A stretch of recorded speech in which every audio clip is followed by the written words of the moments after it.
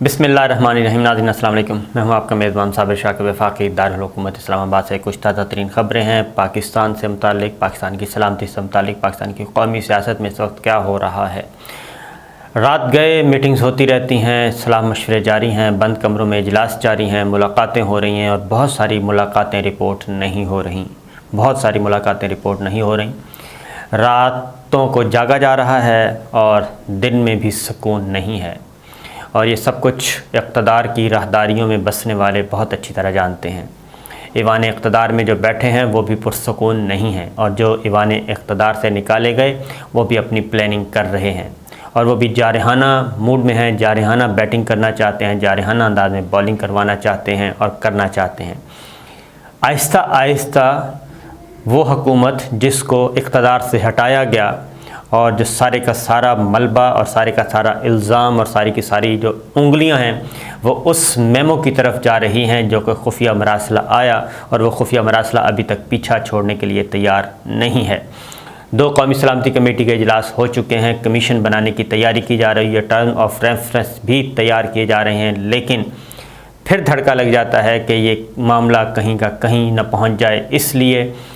तहकीकात करवाना भी चाहते हैं, तहकीकात को जल्दी भी निपटाना चाहते हैं, लेकिन आगे बात नहीं बढ़ रही। कुछ किरदार ऐसे हैं, मैं आपको बहुत पूरे वसूख से कह रहा हूँ, कुछ किरदार ऐसे हैं जो पाकिस्तान के खैर ख्वाह भी हैं और पाकिस्तान को सही सिमत की तरफ ले जाना चाहते हैं, सही सिमत की तरफ, सही रुख की तरफ ले जाना चाहते हैं, इस बहरान से निकालना चाहते हैं। वो बड़ी मेहनत से, बड़ी कोशिश करते हैं, ज़हन साजी करते हैं, सब कुछ करते हैं, दलाइल देते हैं और बात मनवाते हैं, लेकिन उसके बाद जो इक़्तिदार के पुजारी हैं और जो साजिशी लोग हैं, जो महल्लाती साजिशों में जिनका गुज़र बसर है, जिनका रहन सहन है, और वो चाहते हैं कि ये क्यास बढ़े। उसमें इंटरनल भी हैं, उसमें एक्सटर्नल भी हैं, तमाम के तमाम हैं। और इस वक्त पाकिस्तान के अंदर बहुत ही एक ऐसी जंग चल रही है कि पाकिस्तान का रुख किस तरफ जाना है। क्या जो नई कौमी सलामती पॉलिसी तश्कील दी गई थी, क्या उस पर अमल करना है या फिर उसको रद्दी की टोकरी में डालना है। उसमें जो कुछ तय हुआ था उस सिमत आगे बढ़ना है या नहीं बढ़ना, ये सब कुछ हो रहा है। तो ये रमज़ानुल मुबारक है, रमज़ानुल मुबारक का 24वां रोज़ा है, 25वीं की शब होगी, ताक रात होगी, लैलतुल क़द्र, शब क़द्र को तलाश कीजिए। और मैं आपसे यही गुजारिश करूँगा कि बहुत सारी चीज़ें हैं, ना आप जानते हैं ना मैं जानता हूँ, सिर्फ़ अंदाज़े लगाए जा सकते हैं और कुछ इन्फॉर्मेशन भी हैं। तो आप दुआ कीजिए पाकिस्तान के लिए, पाकिस्तान की सलामती के लिए। उसकी वजह यह है कि हम इधर ही हैं, हमने इधर ही रहना है, हमारे बच्चों ने इधर रहना है, हमारे वालिदैन इधर थे और हमारे वालिदैन, मैं भी उस ख़ानदान से ताल्लुक़ रखता हूँ जो कि पूरे के पूरे जो गांव के गांव थे हमारे, वो सब के सब हिजरत करके पाकिस्तान आए थे। हमारे वालिदैन, हमारे बड़े बुज़ुर्ग सब के सब हिजरत करके आए थे और सब कुछ छोड़ के आए थे इंडिया में, उस सरज़मीन पे, क्योंकि वो पाकिस्तान की तरफ दौड़ रहे थे, इस सरज़मीन की तरफ दौड़ रहे थे। ये मैं आपको सिर्फ मामूली सी बात बता रहा हूँ कि हमारे बहुत सारे इस पाकिस्तान को बनाने के लिए, इस मादरे वतन को बनाने के लिए, इस पाक सरज़मीन को आज़ाद करवाने के लिए लाखों कुर्बानियाँ ऐसी हैं जो पाकिस्तान बनने से पहले, वो पाकिस्तानी जो पाकिस्तान बनने से पहले ही इस वतन पे कुर्बान कर गए, अपना खून, अपनी जान, अपना माल, अपना आबरू, अपनी इज़्ज़त, सब कुछ कुर्बान करके गए हैं इस वतन पे। तो लिहाजा इस वतन पे, इस धरती पे हम सब का कर्ज़ है और हमने वो कर्ज़ उतारना है, वो इसी तरीके से उतारना है कि इस पाकिस्तान की तरक्की और खुशहाली और सलामती के लिए हमने हर साजिश को नाकाम बनाना है। और आवाम की जो ताकत है जी, आवाम की ताकत, आवाम की आवाज़ और आवाम का ज़ोर और आवाम की दुआ, उसके सामने बड़े बड़े जो हैं डिक्टेटर शिकस्त खा चुके हैं, बड़े बड़े डिक्टेटर शिकस्त खा चुके हैं। ये सिर्फ पाकिस्तान की बात नहीं कर रहा, दुनिया भर में बड़े बड़े जो फ़िरौन गुज़रे हैं वो भी निस्त नाबूद हो गए। तो इसलिए इस वक्त जो टॉप ट्रेंड है वो है इम्पोर्टेड हुकूमत नामंजूर, वो चल रहा है। اور کتنے لوگ، اب تو ٹویٹر نے بھی تصدیق کر دی ہے کہ ایسا ٹرینڈ اب تک ٹویٹر کی تاریخ میں نہیں آیا جس میں 11 کروڑ جو ہیں شہری اس میں اپنا حصہ ڈال چکے ہوں اور اس کے حق میں ووٹ دے چکے ہوں کہ امپورٹڈ حکومت نامنظور۔ 11 کروڑ شہری حصہ ڈال چکے ہیں اور پاکستان کی آبادی ہے 22 کروڑ۔ آپ تصور کیجئے کہ یہ ہے وہ امپورٹڈ حکومت نامنظور کا ٹرینڈ جو کہ چل رہا ہے، دوڑے جا رہا ہے، جس کو کہا جاتا تھا کہ یہ روبوٹک ہے، اس کو یہ روبوٹک ہے، یہ اس کے لیے سافٹ ویئر استعمال کیے جا رہے ہیں، اس کے لیے ہمیں پتہ ہے، FIA کو کہا گیا، انٹیلیجنس اداروں کو کہا گیا کہ اس کا پتہ چلوائیں، تحقیقات کروائیں، اور گرفتاریاں بھی کی گئیں، ریڈ بھی کیے گئے، چھاپے بھی مارے گئے، لیکن یہ ٹرینڈ ہے کہ دوڑے جا رہا ہے اور سب نظر آ رہے ہیں اور اس میں کچھ چھپا ہوا نہیں ہے، کوئی ہڈن نہیں ہے، کوئی سافٹ ویئر نہیں ہے، اس کو چلایا جا رہا ہے۔ اور یہ اس وقت سے چل رہا ہے جب سے ایک حکومت کو گرایا گیا اور دوسرے بھانمتی کے کنبے کو لایا گیا، نئی کمپنی، امپورٹڈ کمپنی کو لایا گیا، تو یہ اس کا رنج ہے، اس کا غصہ ہے، عوام اس کو قبول نہیں کر رہے۔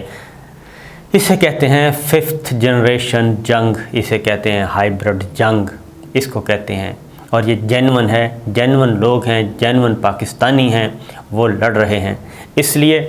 اس کی آواز کو سنا جاتا ہے اور اس آواز کو سننے کے بعد اپنی پالیسی کو ریویو کرنے کی کوشش کی جاتی ہے۔ جو پالیسی میکرز ہیں، جو فیصلہ ساز ہیں، ڈیسیشن میکرز ہیں، وہ اپنے ڈیسیشنز کو ریویو کرنے کی کوشش کرتے ہیں، ان کے سامنے چیزیں رکھی جاتی ہیں، وہ اس کو نظر ثانی کی طرف دیکھتے ہیں اور پھر صلاح مشورہ شروع کر دیتے ہیں، لیکن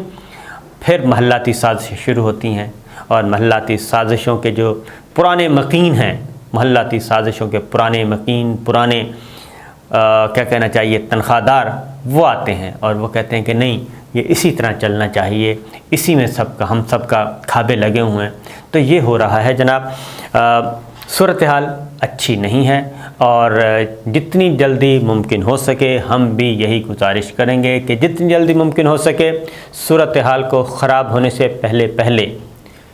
اپنے فیصلوں پہ نظر ثانی کریں، اور یہ کنبہ نہیں چلنے والا، یہ امپورٹڈ کمپنی نہیں چلنے والی، اس کو زبردستی چلانے کی کوشش کی گئی تو آپ کو قدم قدم پہ آپ کو خاردار جھاڑیاں ملیں گی، خاردار آپ کو جھٹکے ملیں گے، آپ کو نقصان ہوگا، بجائے اس کے کہ اس بھانمتی کے کنبے پہ اپنا ٹائم صرف کریں، اپنی توانائیاں صرف کریں، اپنی صلاحیتیں صرف کریں، جس پہ آلریڈی نیشنل سیکورٹی کونسل کے 2 ٹھپے لگ چکے ہیں، تو اب کسی اور کی ضرورت نہیں ہے۔ تو لہٰذا اسی لیے عمران خان صاحب نے پشاور میں دوبارہ نمودار ہوئے اور ان کی تقریر کو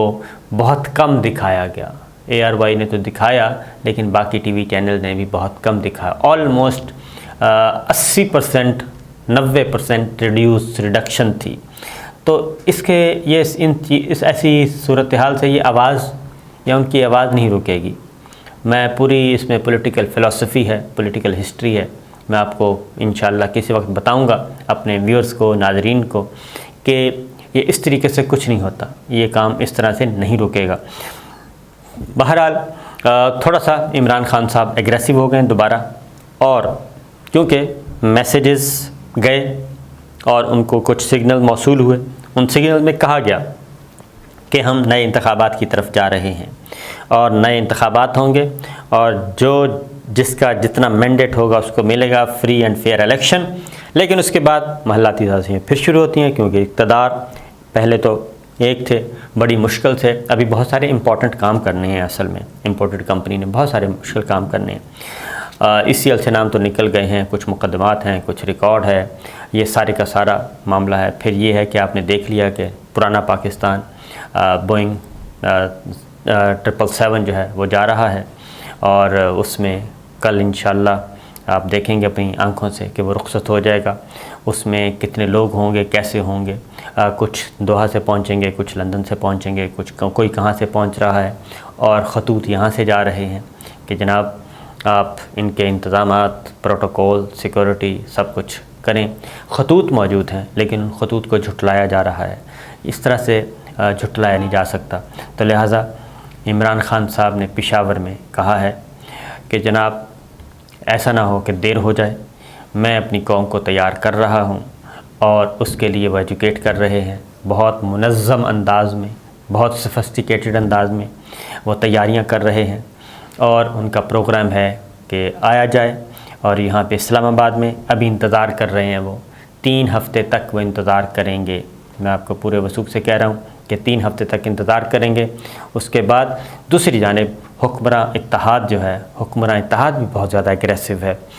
اور وہ ہر صورت میں چاہتا ہے، اور خاص طور پہ باہر بیٹھے لوگ جو ہیں وہ چاہتے ہیں کہ جناب جو کچھ ہمارے ساتھ ہوا، جتنا بھی ٹائم ہمیں ملا ہے، کم از کم اس سے زیادہ نہیں تو اتنا تو ضرور ان کے ساتھ ہونا چاہیے۔ تو صورتحال اچھی نہیں ہے، صورتحال کشیدہ ہے، ہر جگہ پہ ہر لیول پہ کشیدگی ہے، اور اسی لیے ایگریسو میں اس لیے کہہ رہا ہوں، خان صاحب ایگریسو اس لیے ہو گئے ہیں کہ وہ کہتے ہیں کہ شریفانہ طریقے سے یہاں پہ کچھ نہیں ہوتا۔ اب تک جو ثابت ہوا ہے وہ یہی ہے کہ جو مریم صفدر صاحبہ نے کہا تھا پاور ٹاکس ٹو پاور، وہ سارا کچھ اگر ہو سکتا ہے تو اس لیے جناب عمران خان صاحب بھی اس لیے اس فریم آف مائنڈ میں چلے گئے ہیں کہ پاور ٹاکس ٹو پاور، اور گالیاں بھی دیں، سب کچھ کیا، دھمکیاں دیں، اور اگر ان دھمکیوں کا بھی یہ اثر لیا گیا، ان گالم گلوچ کا یہ اثر لیا گیا کہ وہ سارے کا سارا واپس اقتدار کے ایوان اقتدار میں پہنچا دیا گیا، تو یہ باتیں درست نہیں ہیں۔ اس لیے وہ کافی پشاور میں جارحانہ موڈ میں تھے، اور پنجاب میں بھی انہوں نے وزیر اعلیٰ پنجاب عثمان بزدار دوبارہ سے ایکٹیو ہو گئے ہیں، اور انہوں نے صلاح مشورہ شروع کر دیا ہے۔ ایوان صدر doctor Arif Alvi president of Pakistan نے واپس بھیج دی ایڈوائس پرائم منسٹر کو، اور انہوں نے کہا ہے کہ گورنر پنجاب کی رپورٹ ساتھ لگا دی ہے، اور انہوں نے کہا کہ آپ کے ملاحظے کے لیے میں گورنر پنجاب کی رپورٹ بھجوا رہا ہوں، جو وزیر اعلیٰ کا الیکشن ہوا وہ کن حالات میں اور کیسا ہوا، وہ الیکشن اس کو نہیں کہہ سکتے۔ گورنر پنجاب کی تفصیلی رپورٹ ہے، اس میں بہت سارے آئینی اور قانونی حوالے دیے گئے ہیں، اور وہ وزیر اعلیٰ کا انتخاب جو کہ وزٹرز گیلری میں ہوا، وہ اجلاس جس کا کوئی ریکارڈ نہیں ہے، اس کو کہتے ہیں کہ آپ اس پہ مہر لگائیں۔ تو صدر مملکت اس سے مکمل طور پہ انکاری،